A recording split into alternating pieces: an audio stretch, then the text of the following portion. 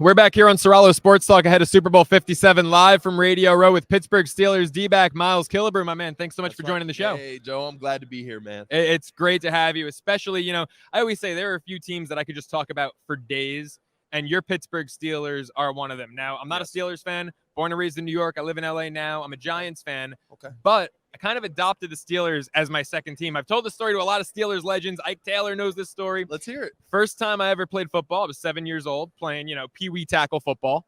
It's 2005, and the team I got was the Pittsburgh Steelers. Now, at that point, I'm 7. I'm worried about what I'm playing, right? I'm not yet focusing too much on the NFL. I don't know that much about it. Right. But that year, the Pittsburgh Steelers are a wild card. They go to the Super Bowl. That year, my Pee-wee Steelers are a wild card. We go to the Super Bowl. Come on. After that happened, I'm still loyal to my Giants, but I just loved the Pittsburgh Steelers because in 2005, at 7 years old, the Pee-wee Steelers I played on and the Pittsburgh Steelers were both in the Super Bowl. So I love the franchise you're a part of, man. It was your first, what was this, your first, second year with them? This was my second year. Second year in Pittsburgh, man. Coming from Detroit, which before Dan Campbell was a bit of a dumpster fire under Patricia. What's that changing culture been like for you? Man, I tell you what, it's been an absolute joy playing for the Steelers. Yeah. I mean, as you can imagine, Tomlin is one of the best coaches you could ever play for. He's the best in the NFL right now. Listen, right now, I will tell you this. He is a man's man. He is a player's coach, whatever you want to call it. He's one of those guys. What does he say? Cut your eyelids off. Don't blink. Right. The standard is the standard. That's him, man. He will have you ready to light your hair on fire and run through a brick wall at moment's notice. I believe it. It is so fun. But I'll tell you what, Joseph, sounds like we need to get you on another Pee-wee team coaching or something, Just get go you to guys the back Super to Bowl. the Super Bowl, Dan. I mean, hey, you know what? With that defense, with what you guys have going on the defensive side of the ball, I think that part of the game is ready. There are absolute studs, really on both sides of the ball now, and it's something where we have a lot of young guys on the offensive side that I'm so excited to see develop. I mean, these guys are ballers, man. And but yeah, like you said, defenses. I mean, you got some cornerstones. Guys who are I'd say TJ Watt, Minka Fitzpatrick. I mean, all over the place. Where are you going? Man. You know what I mean? Cam Hayward. What are you doing? Miles Killebrew. I mean, come on. Who's getting past you guys? I'm the special teams captain. We all have our role, right? We all have our role. Yes, and, sir. Mine is blocking punts. I think I'm one of the best at it. I'd say you're pretty damn good. I want to do that.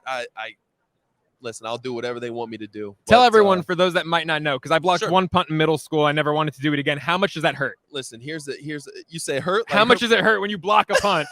It hurts on them. your hands. Oh, it hurts them way more than it hurts me. All right, good answer. Things. Listen, because I did it once. I was like, I never want to do that shit again. It is the best feeling. Listen, I have interceptions in this league. Yeah, I have got a touchdown. Yeah, that's right. Picked off Drew Brees. Forced fumbles.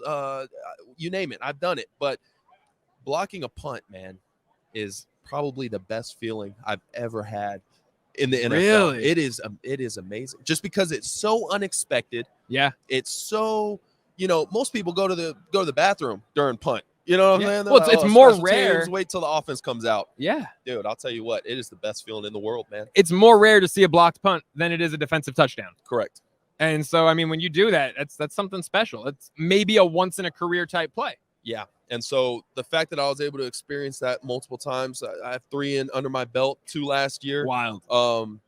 It's been fun, man. It's been so fun contributing to wins. And that's something that I love about Pittsburgh is that winning culture, man. It's just, you feel it just walking down the street. It doesn't matter if you're, a Yinzer or not. You're in Pittsburgh. You feel the winning culture, and it's contagious. I love it. So talk about that winning culture. This was a year that started out 2-6. Correct.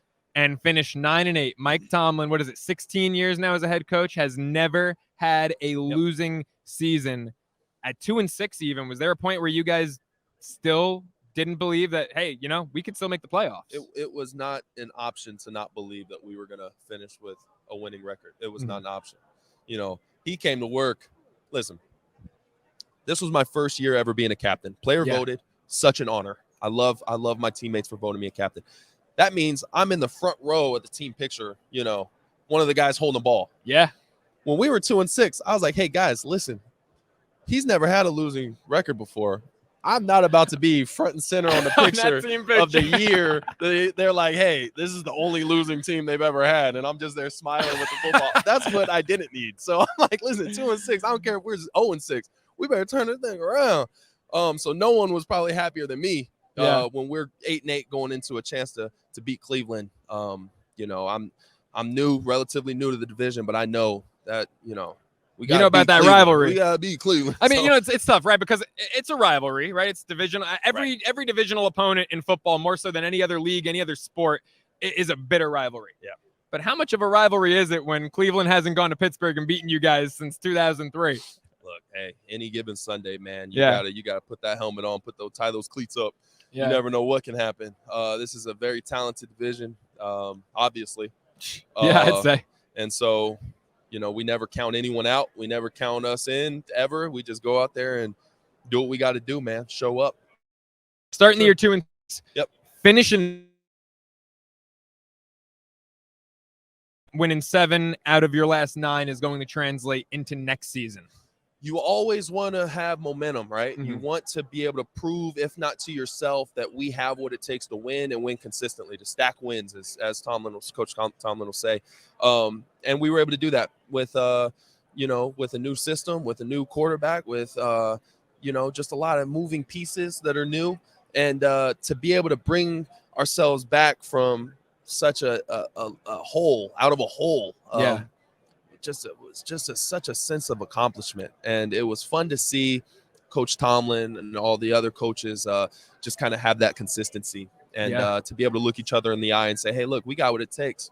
So for you then, what's the biggest thing that you both personally and as a team can do to ensure, because it's a long off season, what's the biggest thing you can do to ensure that momentum carries over? Yeah, it is to not dig ourselves that hole, you know.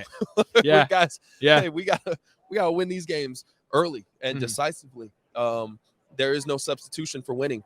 The hard way is the right way, as Tomlin says. I love it. We gotta do it. There's no shortcut. Dude, if there is a guy, you know, I was more of a baseball player. That was the direction I went. Played a little football in high school, but, you know, focused on baseball. But if there was a guy that I could ever play for when it comes to the game of football, there's no other answer than Mike Tomlin. Man, he's seen so much. He's worked with so many different personalities, and he was coaching back when there were a lot less rules, and, you know, especially defensively. How hard is it, man? How hard is it to play defense in 2023? Man, it is hard. I saw an article the other day where they were talking about no more drop tackles, you know, on at the hip. Oh, I'm like, well, what can we do?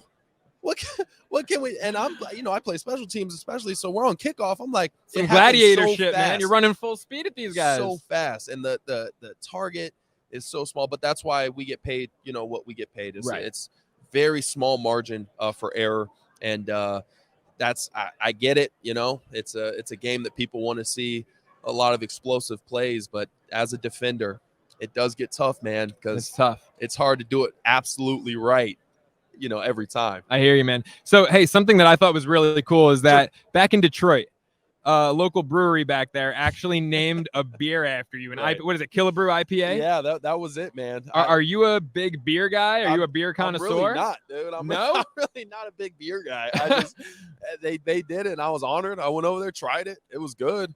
A little fruity. I don't know what they were trying to say, but it was Miles Killebrew. You heard it here first. A little fruity. See, look, I knew you were dressed too well, man. You were dressed too well. But no, it was it was an honor. You know, I come from a small school out in southern Utah, and it was a lot of fun getting drafted to Detroit. Had some good years there, but man, I'm excited to be in. It's a good time. I bet. So being an FCS guy on the college side of things, sure. How much more proud does that make you to have made it? Just because, I mean, the chances are so much more. They're already slim as hell to begin with, but so much more slim when you go to an FCS school. It was an eye opener. You know, to find myself at the combine, at the Senior Bowl. I had no one to really guide me and say, hey, this is what to expect. And so it was fun. It was fun seeing guys that I saw on TV, you know, those Bamas, those, you know, LSUs, and now I'm competing against these guys for a spot. Right. Jamar Chase was winning the Bilentikov at LSU, and now you're lighting him up over the middle of the field, making sure he stays the hell away, right? It's fun, man. Yeah. But more importantly than what it was for me, it was cool to inspire the next generation of guys, you know, going to, you know, it's okay to go to a smaller school, you know, like make it count where you're at. I mean, I couldn't do it now when you got this open portal. You can go anywhere. Like it's in high school. It's wild, you man. You got guys getting paid in college with the the deals and yeah, I know guys going to high school 6 hours away from their hometown. It's interesting. It's an interesting dynamic now that I don't know if I I don't know how I could have maneuvered it now. Do you think it's too complicated? It's getting to the point where it's almost too hard for these young guys to navigate when they're just trying to focus on making a career? It's already hard to silence the distractions and to stay focused on what's really important. Yeah. That I wish I could talk to all these young guys and just, try to remind them, hey, listen, don't get distracted with what might be easy now, easy money, easy, access. Like, you don't have to go to the biggest, best. Some guys do, right. And that's fine. That's okay. But if you don't make it to that, it's not the end of the world. Right. You know what I mean? If you don't have this $100,000 deal and you're in 11th grade, it's okay, dude. It's okay. Yeah, it's okay to be a normal 16-year-old. Right, Go to a party, have a beer, run away from there, man. Not sanctioning that. I love it. Hey, last question before I let you go. No problem. What's your favorite designer brand? Oh, man, what a trap question. Not football and not beer. Just totally took a left turn on you. My favorite, like clothing? What are you talking about? Yeah. Clothing? Like, I saw your Louis belt, man, and you're killing it. You're rocking the shit out of that thing. Louis belt. I got a. So do you have a wallet, favorite brand? These were gifts, and I do enjoy them. They're good quality. But dude, I'm so. My wife makes fun of me because I love shopping at Target. She thinks I should get a Target sponsorship, and I've tried. I asked my agent. I was like, but she wants to. If you were a little younger, you could have had a Target NIL deal. You know, I know that would have been me. 11th grade, getting $100K from Target. I don't know if I have a favorite, man. I don't know if I have a favorite. It's okay to be a simple man. You're in Pittsburgh, man, so you're repping the city well. That's right. I love it. Miles Killebrew, Steelers captain. Thanks so much for joining the show, man. Thank you. Pleasure. Appreciate you, Joe. We'll be back with more on Ceraulo Sports Talk live from Radio Row.